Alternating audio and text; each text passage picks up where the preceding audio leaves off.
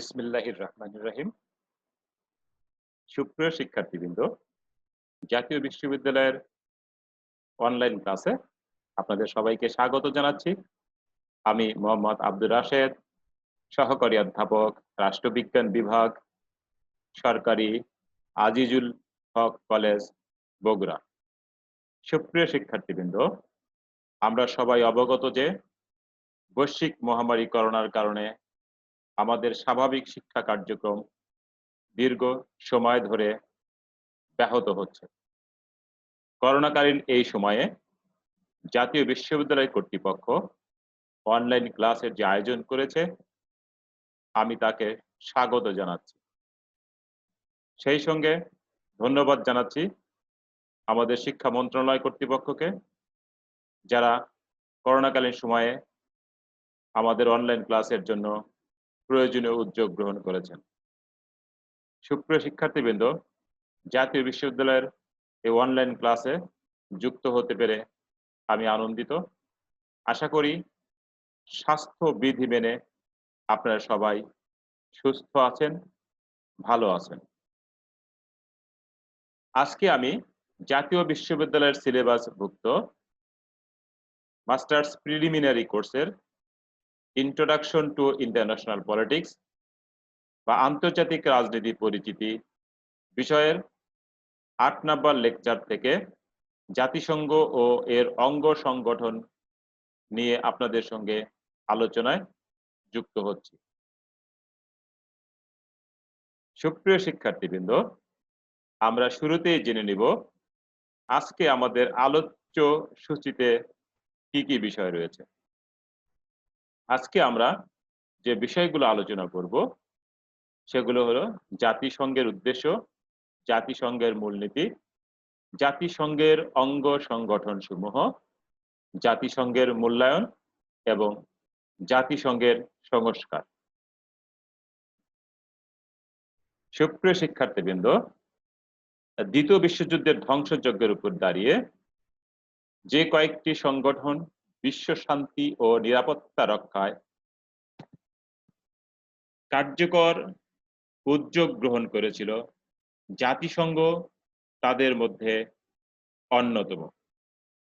1945 সালের 24শে অক্টোবর প্রতিষ্ঠার পর থেকে জাতিসংঘ আজ পর্যন্ত বিশ্ব শান্তি ও নিরাপত্তা রক্ষায় গুরুত্বপূর্ণ ভূমিকা পালন করেছে। তবে অনেকেই জাতিসংঘের এই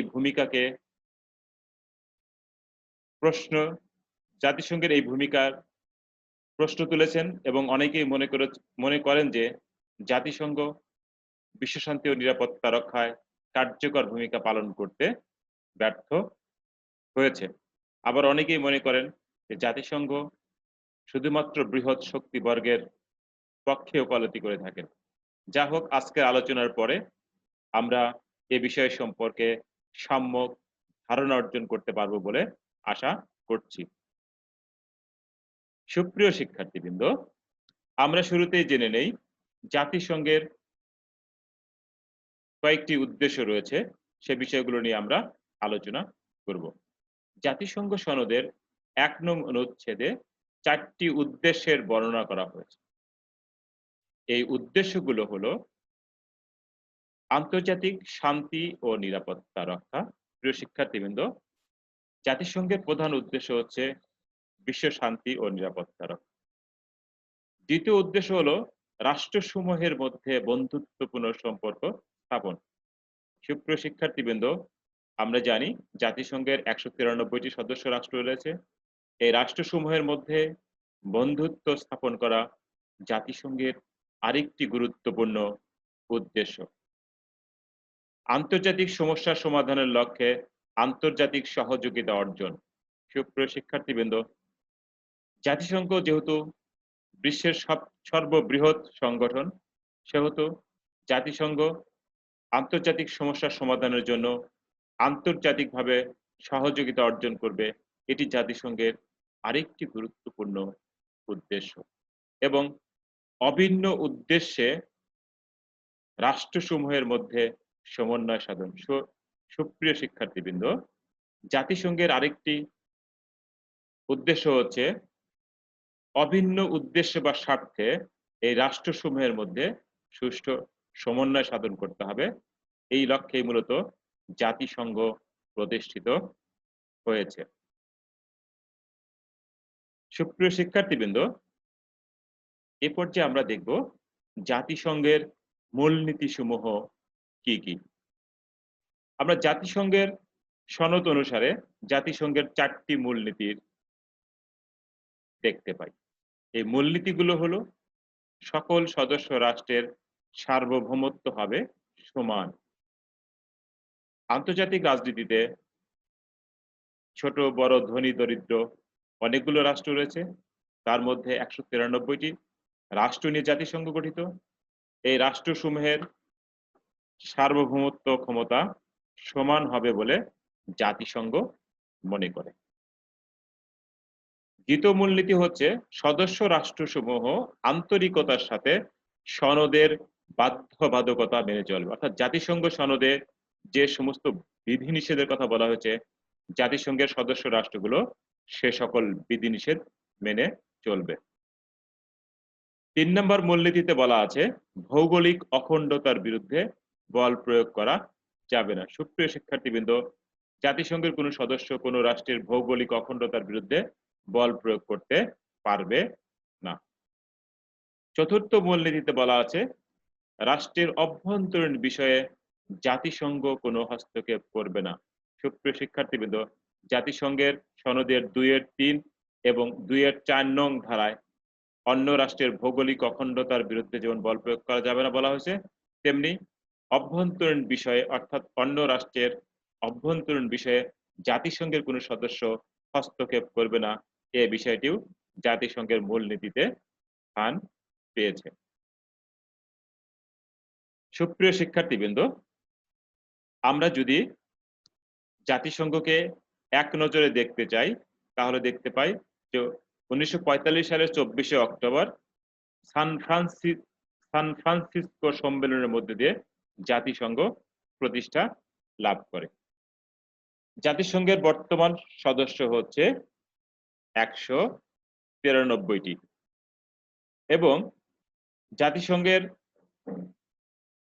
সদর দপ্তর মার্কিন যুক্তরাষ্ট্রের নিউ ইয়র্ক শহরে অবস্থিত। জাতিসংঘের সরকারি ভাষা মূলত 6টি। এগুলো হলো ইংরেজি, ফরাসি, স্প্যানিশ, রুশ, চীনা ও আরবি। তবে জাতিসংঘে মূলত ইংরেজি ও ফরাসি ভাষার প্রাধান্য বেশি রয়েছে। সুপ্রিয় শিক্ষার্থীবৃন্দ, আপনারা এ পর্যায়ে যে ছবিটি দেখতে পাচ্ছেন এটি হচ্ছে জাতিসংঘের সদর দপ্তর, যেটি মার্কিন যুক্তরাষ্ট্রের সান ফ্রান্সিসকো শহরে অবস্থিত, নিউ ইয়র্ক শহরে অবস্থিত এবং নিউ ইয়র্ক শহরে অবস্থিত জাতিসংঘের সদর দপ্তরটি আপনারা এইখানে দেখতে পাচ্ছেন। এখানে আরেকটা জিনিস খেয়াল করবেন, জাতিসংঘের সদর দপ্তরে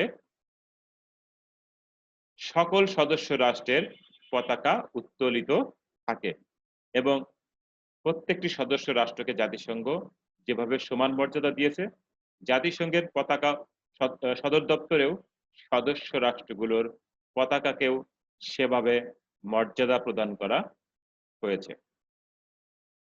প্রিয় শিক্ষার্থীবৃন্দ, আমরা এ পর্যায়ে দেখে নেই জাতিসংঘের অঙ্গ সংগঠনগুলো কি কি। জাতিসংঘ মূলত 6টি অঙ্গ সংগঠন নিয়ে গঠিত হয়। এগুলো হলো সাধারণ পরিষদ, নিরাপত্তা পরিষদ, অর্থনৈতিক ও সামাজিক পরিষদ, ওসি পরিষদ, আন্তর্জাতিক আদালত ও সচিবালয়। সুপ্রিয় শিক্ষার্থীবৃন্দ, আমরা ডান পাশে ইংরেজিতে পরিষদগুলোর নাম লিখেছি: General Assembly, Security Council, Economic and Social Council, Trusteeship Council, International Court of Justice and Secretariat. অর্থাৎ জাতিসংঘ মূলত এই 6টি অঙ্গ সংগঠনের সমন্বয়ে গঠিত। এ পর্যায়ে আমরা জাতিসংঘের অঙ্গ সংগঠনগুলো সম্পর্কে পর্যায়ক্রমে আলোচনা করব। সুপ্রিয় শিক্ষার্থীবৃন্দ, জাতিসংঘের সাধারণ পরিষদ জাতিসংঘের সকল সদস্য রাষ্ট্র নিয়ে গঠিত হয়। অর্থাৎ জাতিসংঘের সাধারণ পরিষদের সদস্য সংখ্যা হচ্ছে 193টি রাষ্ট্র। জাতিসংঘের সাধারণ পরিষদের কার্যাবলী একটি স্টিয়ারিং কমিটির মাধ্যমে পরিচালিত হয়। সেখানে 6টি স্টিয়ারিং কমিটি জাতিসংঘের সাধারণ পরিষদে রয়েছে। জাতিসংঘের সাধারণ পরিষদের গুরুত্বপূর্ণ সিদ্ধান্তগুলো, যেগুলো বিশ্ব শান্তি ও নিরাপত্তার মতো বিষয়, সেই বিষয়গুলোতে সিদ্ধান্ত গ্রহণে উপস্থিত সদস্যদের 2/3 সম্মতি প্রয়োজন। প্রিয় শিক্ষার্থীবৃন্দ, আমি আবার বলছি, বিশ্ব শান্তি ও নিরাপত্তার সাথে সংশ্লিষ্ট বিষয়গুলোতে যখন সাধারণ পরিষদ সিদ্ধান্ত গ্রহণ করতে চায়, তখন 2/3 সদস্যের সম্মতি প্রয়োজন হয়। আর অন্যান্য বিষয়ে উপস্থিত সদস্যের সংখ্যাগরিষ্ঠ ভোট হলেও চলে। সাধারণ পরিষদের কার্যাবলী। প্রিয় শিক্ষার্থীবৃন্দ, এ পর্যায়ে আমরা জাতিসংঘের সাধারণ পরিষদের কার্যাবলী নিয়ে আলোচনা করব। জাতিসংঘের সাধারণ পরিষদের কার্যাবলীগুলোর মধ্যে উল্লেখযোগ্য হলো নতুন সদস্য রাষ্ট্র, মহাসচিব ও আন্তর্জাতিক আদালতের বিচারক নিয়োগ। প্রিয় শিক্ষার্থীবৃন্দ, জাতিসংঘের সাধারণ পরিষদ জাতিসংঘের নতুন সদস্য রাষ্ট্র, মহাসচিব ও আন্তর্জাতিক আদালতের বিচারক নিয়োগ দানের ক্ষেত্রে সহযোগিতা করে, যদিও মহাসচিবের নিয়োগের ক্ষেত্রে নিরাপত্তা পরিষদের সুপারিশই সবচেয়ে বেশি কার্যকর হয়ে থাকে। প্রিয় শিক্ষার্থীবৃন্দ, নিরাপত্তা পরিষদের অস্থায়ী সদস্যদের নিয়োগ। আমরা জানি জাতিসংঘের স্থায়ী সদস্য হচ্ছে 5টি। এগুলো হচ্ছে যুক্তরাজ্য, যুক্তরাষ্ট্র, চীন, ফ্রান্স ও রাশিয়া। এছাড়াও জাতিসংঘের 10টি অস্থায়ী সদস্য থাকে। এগুলো সাধারণ পরিষদের সুপারিশ ক্রমে নিরাপত্তা পরিষদ কর্তৃক নিয়োগপ্রাপ্ত হয়। জাতিসংঘের সদস্যদের নিকট থেকে চাঁদা সংগ্রহ। সুপ্রিয় শিক্ষার্থীবৃন্দ, আমরা জানি যে বিশ্বের এই সর্ববৃহৎ সংগঠনটির নিজস্ব কোনো আয়ের উৎস নেই। এর আয়ের প্রধান উৎস হচ্ছে এর সদস্যদের প্রদেয় চাঁদা। তাই জাতিসংঘের সাধারণ পরিষদ প্রতিটি সাধারণ সদস্যকে একটি চাঁদার হার নির্ধারণ করে দিয়ে থাকে এবং সেই অনুপাতে বার্ষিক চাঁদা গ্রহণ করে থাকে এবং সেই চাঁদার টাকাই মূলত জাতিসংঘ পরিচালিত হয়। সনদ সংশোধন। সুপ্রিয় শিক্ষার্থীবৃন্দ, জাতিসংঘের যে সনদ রয়েছে সেই সনদটি সংশোধনযোগ্য এবং সেই সনদ সংশোধন করতে জাতিসংঘের 5টি স্থায়ী সদস্য সহ সাধারণ পরিষদের 2/3 সদস্যের সম্মতিতে জাতিসংঘের সনদ সংশোধন করা যায়। রিপোর্ট পেশ। সুপ্রিয় শিক্ষার্থীবৃন্দ, জাতিসংঘ সাধারণ পরিষদ তার সারা বছরের কার্যাবলী সম্পর্কে একটি রিপোর্ট বা প্রতিবেদন প্রণয়ন করে এবং সেই রিপোর্ট বা প্রতিবেদন তার সকল সদস্যদের মধ্যে প্রচার বা বিলি করে থাকে। মূলত এভাবেই জাতিসংঘের সাধারণ পরিষদ বিশ্ব শান্তি ও নিরাপত্তা রক্ষায় সার্বিক সহযোগিতা করে থাকে। নিরাপত্তা পরিষদ। সুপ্রিয় শিক্ষার্থীবৃন্দ, এ পর্যায়ে আমরা জাতিসংঘের নিরাপত্তা পরিষদের গঠন, ক্ষমতা ও কার্যাবলী নিয়ে আলোচনা করব। সুপ্রিয় শিক্ষার্থীবৃন্দ, জাতিসংঘের স্থায়ী সদস্য হচ্ছে 5টি, অর্থাৎ নিরাপত্তা পরিষদের স্থায়ী সদস্য হচ্ছে 5টি। এগুলো হলো যুক্তরাজ্য, যুক্তরাষ্ট্র, চীন, ফ্রান্স ও রাশিয়া। আপনারা অবগত যে জাতিসংঘের এই নিরাপত্তা পরিষদের 5টি স্থায়ী সদস্যের রয়েছে ভেটো ক্ষমতা। আর ভেটো শব্দের অর্থ হচ্ছে কোনো মতামতের বিপক্ষে অবস্থান গ্রহণ, অর্থাৎ আমি মানি না। যদি কোনো প্রস্তাব জাতিসংঘের এই 5টি স্থায়ী সদস্যের কোনো একটি সদস্য অসম্মতি জ্ঞাপন করে, তাহলে সেই প্রস্তাবটি কিন্তু কার্যকর হবে না। যদিও এ বিষয়ে অনেকেই জাতিসংঘের নিরাপত্তা পরিষদের স্থায়ী সদস্যদের এই ক্ষমতাকে একটি অগণতান্ত্রিক ক্ষমতা হিসেবে উল্লেখ করেছেন, কিন্তু বাস্তবতা হচ্ছে এটি নিরাপত্তা পরিষদের একটি বিশেষ দিক। নিরাপত্তা পরিষদের অস্থায়ী সদস্যের সংখ্যা হচ্ছে 10টি। প্রিয় শিক্ষার্থীবৃন্দ, এই অস্থায়ী সদস্যগুলো আবার পৃথিবীর বিভিন্ন মহাদেশে ভাগ করে দেওয়া হয়েছে। তার মধ্যে এশিয়া ও আফ্রিকা থেকে 5টি নিরাপত্তা পরিষদের অস্থায়ী সদস্য নির্বাচিত হয়। ল্যাটিন আমেরিকা থেকে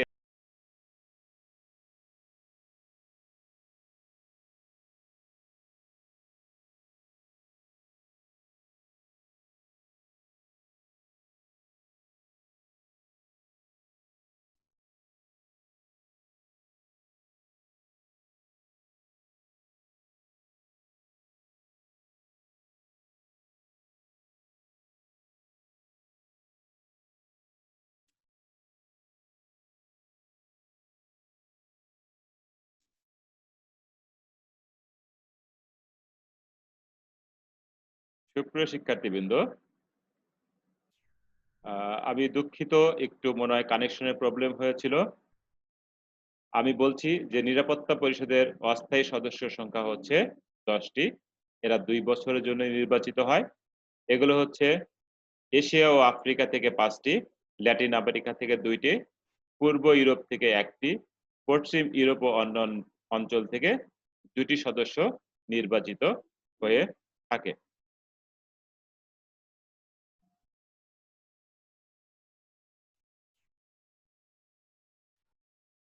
নিরাপত্তা পরিষদের কার্যাবলী।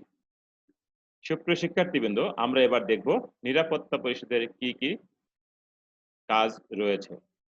নিরাপত্তা পরিষদ তার নতুন সদস্যদের গ্রহণ এবং সদস্যপদ স্থগিত করতে পারে। এটি নিরাপত্তা পরিষদের একটি গুরুত্বপূর্ণ কাজ।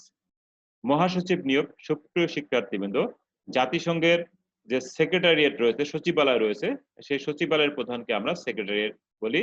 জাতিসংঘের মহাসচিব, তিনি জাতিসংঘের নিরাপত্তা পরিষদ কর্তৃক 5 বছরের জন্য নির্বাচিত হয়ে থাকেন। আন্তর্জাতিক আদালতের বিচারক। জাতিসংঘের আন্তর্জাতিক আদালত 15 জন বিচারপতি নিয়ে, যারা 9 বছরের জন্য নির্বাচিত হন। তারা মূলত নিরাপত্তা পরিষদ কর্তৃক নির্বাচিত হন। বিশ্ব শান্তি ও নিরাপত্তা রক্ষা এবং শান্তি রক্ষা বাহিনী মোতায়েন। সুপ্রিয় শিক্ষার্থীবৃন্দ, নিরাপত্তা পরিষদ বিশ্ব শান্তি ও নিরাপত্তা রক্ষার জন্য বিশ্বের বিভিন্ন অঞ্চলে শান্তিরক্ষী বাহিনী মোতায়েন করে থাকে। শান্তি ভঙ্গকারীর বিরুদ্ধে ব্যবস্থা। সুপ্রিয় শিক্ষার্থীবৃন্দ, কোন রাষ্ট্র যদি বিশ্ব শান্তি ও নিরাপত্তা ভঙ্গ করে থাকে, তাহলে জাতিসংঘ নিরাপত্তা পরিষদের মাধ্যমে তার বিরুদ্ধে প্রয়োজনীয় ও কার্যকর ব্যবস্থা গ্রহণ করে থাকে। অস্ত্র নিয়ন্ত্রণ। আন্তর্জাতিকভাবে অস্ত্র নিয়ন্ত্রণের ক্ষমতা নিরাপত্তা পরিষদের রয়েছে, তবে এই দায়িত্ব মূলত নিরাপত্তা পরিষদই পালন করে থাকে। মিলিটারি স্টাফ কমিটি গঠন। সুপ্রিয় শিক্ষার্থীবৃন্দ, জাতিসংঘ বিশ্বের বিভিন্ন অঞ্চলে মিলিটারি স্টাফ কমিটি গঠনের মাধ্যমে তার কার্যাবলী সম্পাদন করে থাকে।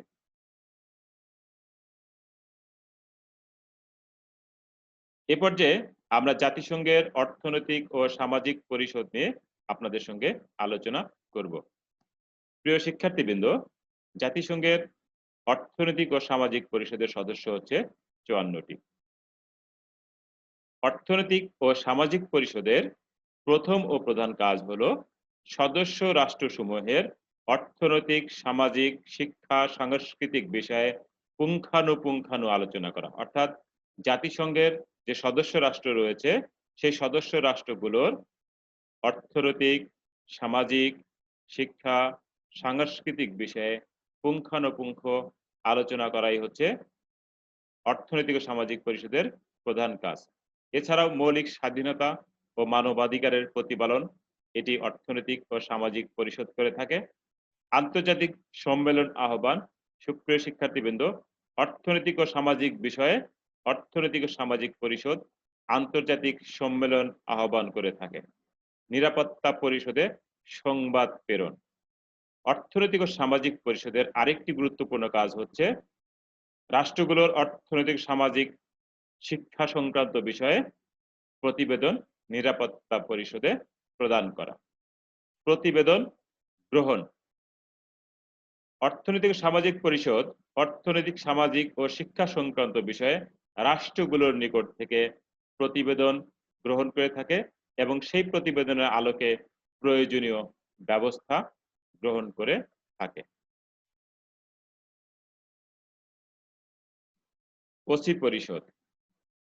প্রিয় শিক্ষার্থীবৃন্দ, জাতিসংঘের আরেকটি অঙ্গ সংগঠন হচ্ছে ওসি পরিষদ। আমরা জানি যে ওসি পরিষদের প্রধান কাজ ছিল হচ্ছে উপনিবেশিক শাসনের নাগপাশ থেকে পরাধীন জাতিসমূহকে রক্ষা করা।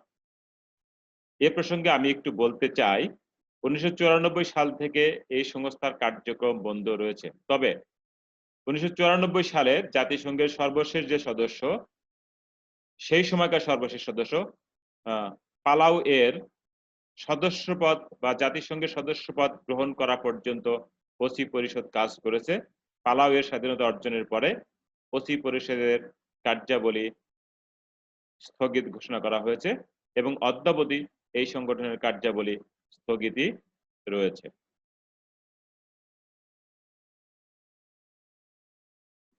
আন্তর্জাতিক আদালত। সুপ্রিয় শিক্ষার্থীবৃন্দ, আন্তর্জাতিক আদালত আমরা যাকে বলি সেটি আসলে ইন্টারন্যাশনাল কোর্ট অফ জাস্টিস, আন্তর্জাতিক ন্যায় বিচার আদালতকে আমরা সংক্ষেপে আন্তর্জাতিক আদালত বলে থাকি। ইন্টারন্যাশনাল কোর্ট অফ জাস্টিস বা আন্তর্জাতিক আদালত জাতিসংঘের একটি গুরুত্বপূর্ণ সংস্থা। জাতিসংঘের সদস্য রাষ্ট্রগুলোর মধ্যে বিরোধ মীমাংসার ক্ষেত্রে ইন্টারন্যাশনাল কোর্ট অফ জাস্টিস বা আন্তর্জাতিক আদালত গুরুত্বপূর্ণ ভূমিকা পালন করে থাকে। আন্তর্জাতিক আদালত মূলত 15 জন বিচারক নিয়ে গঠিত হয় এবং এরা 9 বছরের জন্য নির্বাচিত হয়। আন্তর্জাতিক আদালতের প্রধান বিবেচ্য বিষয় হচ্ছে রাষ্ট্রসমূহের মধ্যে বিরোধ মীমাংসা। ব্যক্তি বা প্রতিষ্ঠান আন্তর্জাতিক আদালতে বিচার প্রার্থী হতে পারে না, বিচার প্রার্থী হতে হয় রাষ্ট্রকে। অর্থাৎ আন্তর্জাতিক আদালত ব্যক্তির সাথে ব্যক্তির কোনো বিরোধ মীমাংসা করে না। আন্তর্জাতিক আদালত যেটি করে সেটি হচ্ছে রাষ্ট্রের সঙ্গে রাষ্ট্রের বিরোধের মীমাংসা করে থাকে। চুক্তির ব্যাখ্যা। সুপ্রিয় শিক্ষার্থীবৃন্দ, আন্তর্জাতিক আদালত আন্তর্জাতিক চুক্তিগুলোর ব্যাখ্যা প্রদান করে থাকে। আন্তর্জাতিক কোনো চুক্তি যদি জাতিসংঘ সনদের পরিপন্থী হয় তাহলে আন্তর্জাতিক আদালত সেই চুক্তি বাতিল পর্যন্ত করে দিতে পারে। আন্তর্জাতিক আইনের ব্যাখ্যা। প্রিয় শিক্ষার্থীবৃন্দ, আন্তর্জাতিক আদালত আন্তর্জাতিক আইনেরও ব্যাখ্যা করে থাকেন। এখানে আন্তঃরাষ্ট্রীয় সম্পর্কের ক্ষেত্রে আন্তর্জাতিক আইনের প্রয়োজন হয়। আন্তর্জাতিক আইনের ব্যাখ্যা করা তাই আন্তর্জাতিক আদালতের একটি গুরুত্বপূর্ণ কাজ। উপদেশ প্রদান। সুপ্রিয় শিক্ষার্থীবৃন্দ, উপদেশ প্রদানও আন্তর্জাতিক আদালতের একটি গুরুত্বপূর্ণ কাজ। আন্তর্জাতিক আদালত বিভিন্ন সদস্য রাষ্ট্রকে প্রয়োজনে জাতিসংঘ এবং এর অঙ্গ সংগঠনেরও যদি কোনো আইনগত সহযোগিতার প্রয়োজন হয় সেক্ষেত্রে আন্তর্জাতিক আদালত প্রয়োজনীয় পরামর্শ বা উপদেশ প্রদান করে থাকে।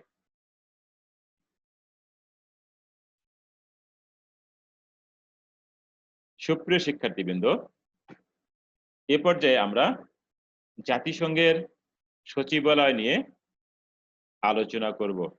জাতিসংঘের সর্বশেষ সংগঠন হচ্ছে এর সচিবালয়, যাকে আমরা সেক্রেটারিয়েট বলি। জাতিসংঘের একজন মহাসচিব, একজন উপমহাসচিব ও 5 জন সহকারী মহাসচিব নিয়ে সচিবালয় গঠিত হয়। প্রিয় শিক্ষার্থীবৃন্দ, আপনারা এখানে একটি ছবি দেখতে পাচ্ছেন, যিনি জাতিসংঘের বর্তমান মহাসচিব, যার নাম হচ্ছে অ্যান্তোনিও গুতেরাস। তিনি পর্তুগালের নাগরিক। 1917 সালের 1 জানুয়ারি থেকে অদ্যাবধি তিনি জাতিসংঘের মহাসচিবের পদে দায়িত্ব পালন করছেন। তবে জাতিসংঘের মহাসচিব নিয়োগের ক্ষেত্রে যে বিষয়টি সবচেয়ে গুরুত্ব সহকারে বিবেচিত হয় সেগুলো হচ্ছে কর্মদক্ষতা, উপযুক্ততা, সততা ইত্যাদি। এসব বিবেচনায় যে কোনো নাগরিককে জাতিসংঘের নিরাপত্তা পরিষদ 5 বছরের জন্য সচিবালয়ের মহাসচিব হিসেবে বা জাতিসংঘের মহাসচিব হিসেবে নিয়োগ দান করে থাকেন। সুপ্রিয় শিক্ষার্থীবৃন্দ, আপনারা একটি তালিকা দেখতে পাচ্ছেন। এই তালিকাতে আমরা জাতিসংঘের এ পর্যন্ত দায়িত্ব পালন করা মহাসচিবদের একটি তালিকা দেখিয়েছি। জাতিসংঘের প্রথম মহাসচিব ছিল হচ্ছে ট্রিগাভেলি, যিনি নরওয়ের নাগরিক, যিনি 1946 থেকে 1952 সাল পর্যন্ত দায়িত্ব পালন করেছেন। দ্বিতীয় মহাসচিব ছিলেন হচ্ছে ড্যাগ হ্যামারশোল্ড, যিনি এপ্রিল 10, 1953 থেকে সেপ্টেম্বর 18, 1961 সাল পর্যন্ত দায়িত্ব পালন করেছেন। যিনি ছিলেন সুইডেনের নাগরিক। জাতিসংঘের তৃতীয় নাগরিক মহাসচিব ছিলেন উথান্ড, যিনি মায়ানমারের নাগরিক। 1961 সাল থেকে 1971 সাল পর্যন্ত দায়িত্ব পালন করেছেন। চতুর্থ মহাসচিব ছিলেন কুড ওয়ার্ল্ড হেইম, যিনি ছিলেন অস্ট্রিয়ার নাগরিক। উনি 1972 সাল থেকে 1981 সাল পর্যন্ত দায়িত্ব পালন করেছেন। পঞ্চম ছিলেন হ্যাভিয়ার প্যারেস দা কুয়েলার, যিনি 82 সাল থেকে 91 সাল পর্যন্ত জাতিসংঘের মহাসচিব দায়িত্ব পালন করেছেন। তিনি ছিলেন পেরুর নাগরিক। বুট্রোস গালে ছিলেন 92 সাল থেকে 96 সাল পর্যন্ত মিশরের নাগরিক। কফি আনান জাতিসংঘের সপ্তম মহাসচিব ছিলেন, যিনি 1997 সাল থেকে 2006 সাল পর্যন্ত জাতিসংঘের মহাসচিবের দায়িত্ব পালন করেছেন। তিনি ছিলেন ঘানার নাগরিক। বান কি মুন দক্ষিণ কোরিয়ার, তিনি 2007 থেকে 2016 সাল পর্যন্ত জাতিসংঘের মহাসচিবের দায়িত্ব পালন করেছেন। এবং জাতিসংঘের সর্বশেষ মহাসচিব বা বর্তমান মহাসচিব হচ্ছে অ্যান্তোনিও গুতেরাস, যিনি পর্তুগালের নাগরিক। জানুয়ারি 2017 সাল থেকে দায়িত্ব পালন করছেন। প্রিয় শিক্ষার্থীবৃন্দ, এ পর্যায়ে আমরা দেখব জাতিসংঘের মহাসচিবদের কি কি দায়িত্ব রয়েছে, অর্থাৎ মহাসচিবরা কি কি দায়িত্ব পালন করে থাকেন। প্রিয় শিক্ষার্থীবৃন্দ, জাতিসংঘ মহাসচিব তার অধীনে উপমহাসচিব এবং সহকারী মহাসচিবদের নিয়োগ দান করে থাকেন। তাছাড়া জাতিসংঘের মহাসচিব মুখ্য প্রশাসক হিসাবে দায়িত্ব পালন করে থাকেন। সচিবালয়ের কাঠামো, সচিবালয়ের কার্যাবলী তত্ত্বাবধান করে থাকেন। এটি জাতিসংঘের মহাসচিবের আরেকটি গুরুত্বপূর্ণ কাজ। জাতিসংঘের মহাসচিব জাতিসংঘের মুখ্য প্রশাসনিক পদধারী হিসাবে জাতিসংঘের বিভিন্ন অঙ্গ সংগঠনের সভায় বক্তব্য পেশ করেন। এটি জাতিসংঘের মহাসচিবের আরেকটি কাজ। জাতিসংঘের মহাসচিবের কিছু বিশেষ ও টেকনিক্যাল ক্ষমতা রয়েছে, যেটি জাতিসংঘ সনদের 102 ধারা অনুসারে জাতিসংঘের সদস্যদের দ্বারা সম্পাদিত সকল চুক্তির নিবন্ধীকরণ মহাসচিবের আরেকটি গুরুত্বপূর্ণ দায়িত্ব। আর্থিক ক্ষমতা। প্রিয় শিক্ষার্থীবৃন্দ, আমরা জানি যে জাতিসংঘের নিজস্ব কোনো অর্থের উৎস নেই। জাতিসংঘের আয়ের প্রধান উৎস হলো তার সদস্যদের প্রদেয় চাঁদা। জাতিসংঘের মহাসচিবের দায়িত্ব হচ্ছে সদস্যদের নিকট থেকে চাঁদা সংগ্রহ করা এবং জাতিসংঘের অসচ্ছলতা দূর করা। প্রিয় শিক্ষার্থীবৃন্দ, জাতিসংঘের এই চাঁদার উপর নির্ভরশীলতা জাতিসংঘের কাজকে অনেক বিঘ্নিত করে বলে অনেক আন্তর্জাতিক রাজনৈতিক বিশ্লেষক মতামত প্রদর্শন করেছেন। প্রতিবেদন প্রেরণ। সুপ্রিয় শিক্ষার্থীবৃন্দ, জাতিসংঘের মহাসচিবের আরেকটি গুরুত্বপূর্ণ কাজ হচ্ছে তার সারা বছরের কার্যাবলী সম্পর্কে প্রতিবেদন তৈরি করা এবং সেই প্রতিবেদনে বিগত বছরের সাফল্য ব্যর্থতা উল্লেখ থাকে। সাধারণ সভায় বা বার্ষিক অধিবেশনে তা আলোচিত হয়। এটি হচ্ছে জাতিসংঘের মহাসচিবের আরেকটি গুরুত্বপূর্ণ কাজ। জাতিসংঘের মুখপাত্র। প্রিয় শিক্ষার্থীবৃন্দ, জাতিসংঘের মহাসচিব জাতিসংঘের মুখপাত্র হিসেবে দায়িত্ব পালন করে থাকেন। তিনি বিভিন্ন দেশে জাতিসংঘের প্রতিনিধিত্ব করে থাকেন। বিশ্ব শান্তি ও নিরাপত্তা রক্ষা। প্রিয় শিক্ষার্থীবৃন্দ, বিশ্ব শান্তি ও নিরাপত্তা রক্ষার জন্য জাতিসংঘের মহাসচিব প্রয়োজনীয় ও কার্যকর উদ্যোগ গ্রহণ করে থাকেন। যদিও এর সাফল্য ব্যর্থতা নিয়ে অনেক প্রশ্ন রয়েছে, তবে এটি মহাসচিবের আরেকটি গুরুত্বপূর্ণ কাজ। বিশেষ অধিবেশন আহ্বান। প্রিয় শিক্ষার্থীবৃন্দ, জাতিসংঘ সনদের 20 নং ধারা অনুসারে নিরাপত্তা পরিষদ অথবা জাতিসংঘের সংখ্যাগরিষ্ঠ সাধারণ সদস্যের অনুরোধ ক্রমে মহাসচিব সাধারণ পরিষদের বিশেষ অধিবেশন আহ্বান করতে পারেন। এটি মহাসচিবের আরেকটি গুরুত্বপূর্ণ কাজ। এবং আন্তর্জাতিক বিচারালয় বিষয়ক কাজ। জাতিসংঘ আন্তর্জাতিক বিচারালয়ের কার্যাবলী তদারক করে থাকেন এবং তিনি প্রয়োজনে সুপারিশ প্রদান করে থাকেন। এটি হচ্ছে মূলত জাতিসংঘের মহাসচিবের কার্যাবলী। সুপ্রিয় শিক্ষার্থীবৃন্দ, এ পর্যায়ে আমরা জাতিসংঘের কার্যাবলীগুলোর মূল্যায়ন করব। অর্থাৎ কোনো কিছু মূল্যায়ন করতে হয় তার সাফল্য ও ব্যর্থতার নিরিখে। প্রিয় শিক্ষার্থীবৃন্দ, জাতিসংঘের কার্যাবলীকে আমাদের মূল্যায়ন করতে হবে। জাতিসংঘের কিছু সফলতা রয়েছে, কিছু ব্যর্থতা রয়েছে, সে আলোকেই আমরা মূলত জাতিসংঘের মূল্যায়ন করতে চাই। জাতিসংঘের সফলতাগুলোর মধ্যে অন্যতম হচ্ছে সিরিয়া ও লেবানন থেকে সৈন্য প্রত্যাহার। সুপ্রিয় শিক্ষার্থীবৃন্দ, জাতিসংঘ 1946 সালে সিরিয়া ও লেবানন থেকে নিরাপত্তা পরিষদের মাধ্যমে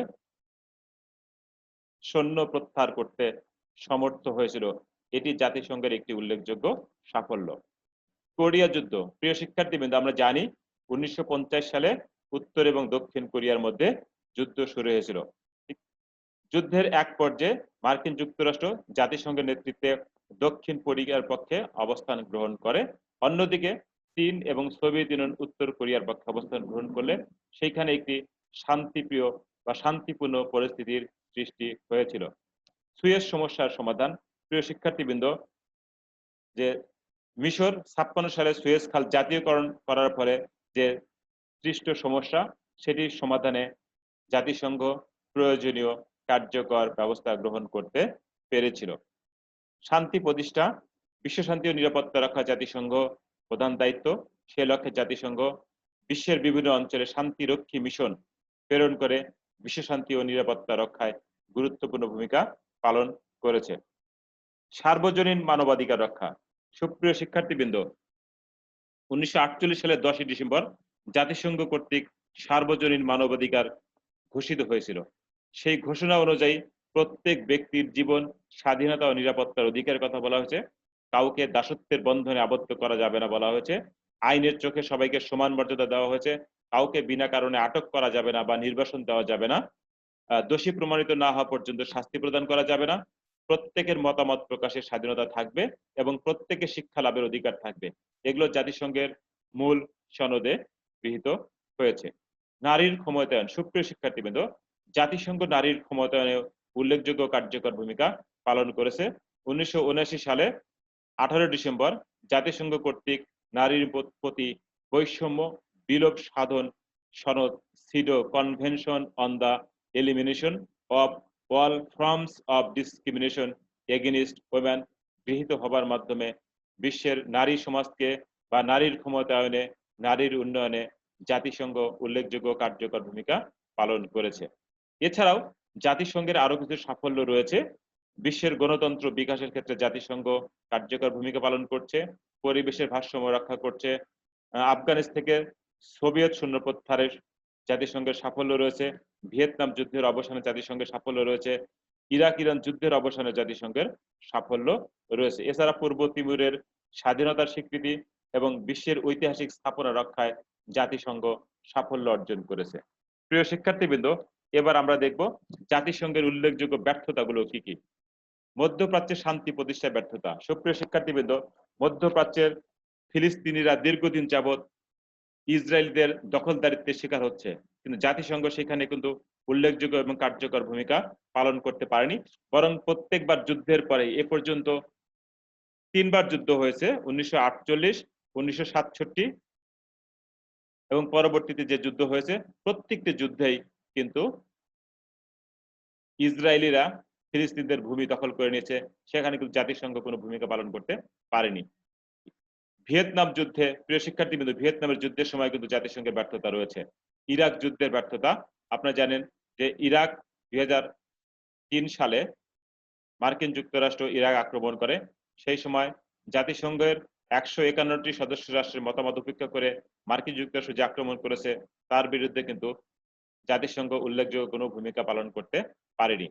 নিরস্ত্রীকরণে ব্যর্থতা, সুপ্রিয় শিক্ষার্থীবৃন্দ, বিশ্বের মাত্র কয়েকটি রাষ্ট্র পারমাণবিক অস্ত্রে সজ্জিত, বাকি রাষ্ট্রগুলো পারমাণবিক অস্ত্র নেই। এই কয়েকটি রাষ্ট্রের কাছ থেকে যদি আমরা পারমাণবিক অস্ত্র নিরস্ত্রীকরণ করতে পারি তাহলে কিন্তু বিশ্ব আরো শান্তিময় হয়ে উঠবে, যেটি জাতিসংঘ করতে পারেনি। মানবাধিকার রক্ষায় ব্যর্থতা, প্রিয় শিক্ষার্থীবৃন্দ, বিশ্ব শান্তি নিরাপত্তার পাশাপাশি মানবাধিকার রক্ষায় জাতিসংঘের ব্যর্থতা রয়েছে। বিশ্বের বহু অঞ্চলে বহু মানুষ HIV, এইডস সহ ক্ষুধা দারিদ্র্যে মৃত্যুবরণ করছে, কিন্তু জাতিসংঘ সেখানে ব্যর্থতার পরিচয় দিচ্ছে। জাতিগত সংঘাত, প্রিয় শিক্ষার্থীবৃন্দ, সারা পৃথিবীতে জাতিগত সংঘাত রয়েছে। এই জাতিগত সংঘাতের কিন্তু অন্যতম উদাহরণ হচ্ছে দক্ষিণ আফ্রিকার নেতা নেলসন ম্যান্ডেলা, যিনি জাতিগত বিরোধের শিকার হয়েছেন, জাতিসংঘ সেখানে কার্যকর ভূমিকা পালন করতে পারেনি। সুপ্রিয় শিক্ষার্থীবৃন্দ, জাতিসংঘের এইসব ব্যর্থতার প্রধান কারণ হচ্ছে জাতিসংঘের সংস্কার প্রয়োজন বলে মনে করছেন। অনেকেই মনে করেন নিরাপত্তা পরিষদের যে 5টি স্থায়ী সদস্য রয়েছে, এই 5টি স্থায়ী সদস্যের ভেটো ক্ষমতা পরিবর্তন করে এখানে গণতান্ত্রিক পদ্ধতিতে সংখ্যাগরিষ্ঠতা অথবা 2/3 সদস্যের মতামতের ভিত্তিতে সিদ্ধান্ত গ্রহণ করা প্রয়োজন এবং নিরাপত্তা পরিষদের ভেটো ক্ষমতা অপসারণ করা প্রয়োজন। সাধারণ পরিষদের গঠনগত দুর্বলতা রয়েছে, সেটি দূর করতে হবে। মহাসচিবের ক্ষমতা বৃদ্ধি করতে হবে। সুপ্রিয় শিক্ষার্থীবৃন্দ, জাতিসংঘের মহাসচিব নিরাপত্তা পরিষদের 5টি সদস্য কর্তৃক মনোনীত হয় এবং তাদের আদেশ নিষেধই মেনে চলে। এটি জাতিসংঘের আরেকটি বড় দুর্বলতা। এই ক্ষেত্রে মহাসচিবের ক্ষমতা বৃদ্ধি করে জাতিসংঘের সংস্কার প্রয়োজন। অর্থনৈতিক পরনির্ভরশীলতা, সুপ্রিয় শিক্ষার্থীবৃন্দ, জাতিসংঘের সদস্য রাষ্ট্র চাঁদায় জাতিসংঘ চলে। তাই জাতিসংঘ যে রাষ্ট্রের কাছ থেকে বেশি চাঁদা নেয় সেই রাষ্ট্রের প্রতি তত বেশি আনুগত্যশীল। তাই জাতিসংঘের এই চাঁদার হারটা পুনর্বন্টন করা প্রয়োজন বলে অনেকেই মনে করছেন। জাতিসংঘের শান্তি রক্ষার জন্য যে শান্তি রক্ষী মিশন প্রেরণ করে সেখানে জাতিসংঘের নিজস্ব কোনো সেনাবাহিনী থাকে না, সদস্য রাষ্ট্র কর্তৃক মনোনীত হয়। অর্থাৎ জাতিসংঘের বিভিন্ন দেশ থেকে সৈন্যবাহিনী নিয়ে জাতিসংঘের স্থায়ী সেনাবাহিনী গঠন করা প্রয়োজন বলে অনেকেই যুক্তি প্রদর্শন করেছেন। শান্তি রক্ষায় ভূমিকার মূল্যায়ন, সুপ্রিয় শিক্ষার্থীবৃন্দ, বিশ্ব শান্তি নিরাপত্তা রক্ষার যে মহান ব্রত জাতিসংঘকে দেওয়া হয়েছিল, জাতিসংঘ কিন্তু সেটা পালন করতে ব্যর্থ হয়েছে। তাই জাতিসংঘের সংস্কার অত্যন্ত জরুরি। বিশেষ করে নিরাপত্তা পরিষদের গঠনগত দুর্বলতা, নিরাপত্তা পরিষদের ভেটো ক্ষমতা, মহাসচিবের ক্ষমতা বৃদ্ধি করা, বিশেষ করে অর্থনৈতিক পরনির্ভরশীলতা দূরীকরণ এবং জাতিসংঘের স্থায়ী সেনাবাহিনী যদি আমরা নিয়োগ করতে পারি তাহলে জাতিসংঘের যে লক্ষ্য উদ্দেশ্য সেটি বাস্তবায়ন করা সহজ হবে। সুপ্রিয় শিক্ষার্থীবৃন্দ, আজকে আমরা জাতিসংঘের গঠন, ক্ষমতা, কার্যাবলী এবং জাতিসংঘের সংস্কার নিয়ে আলোচনা করেছি। আশা করি এই আলোচনার পরে আপনার জাতিসংঘ সম্পর্কে একটি সম্যক ধারণা অর্জন করতে পারবেন। জাতিসংঘের মূল লক্ষ্য বিশ্ব শান্তি ও নিরাপত্তা রক্ষা। তবে জাতিসংঘকে বৃহৎ রাষ্ট্রগুলোর প্রতি জাতিসংঘের যে দুর্বলতা রয়েছে সেটি যতদিন পর্যন্ত দূর করা না যাবে ততদিন পর্যন্ত জাতিসংঘের কাছ থেকে আমরা কাঙ্ক্ষিত ফলাফল পাবো না। তাই জাতিসংঘের মাধ্যমে বিশ্ব শান্তি ও নিরাপত্তা নিশ্চিত করতে চাইলে জাতিসংঘের প্রতি বৃহৎ রাষ্ট্রের প্রভাব দূর করতে হবে। সুপ্রিয় শিক্ষার্থীবৃন্দ, আজকের আলোচনা আমি এখানে শেষ করছি। করোনার কারণে এই সময় জাতীয় বিশ্ববিদ্যালয় কর্তৃপক্ষ, শিক্ষা মন্ত্রণালয়, মাধ্যমিক উচ্চ শিক্ষা অধিদপ্তরকে ধন্যবাদ জানাচ্ছি এরকম সুন্দর আয়োজন করবার জন্য। পাশাপাশি আপনাদের প্রতি অনুরোধ থাকবে স্বাস্থ্যবিধি মেনে চলবেন, সুস্থ থাকবেন, সবাই ভালো থাকবেন সেই প্রত্যাশায় আল্লাহ হাফেজ।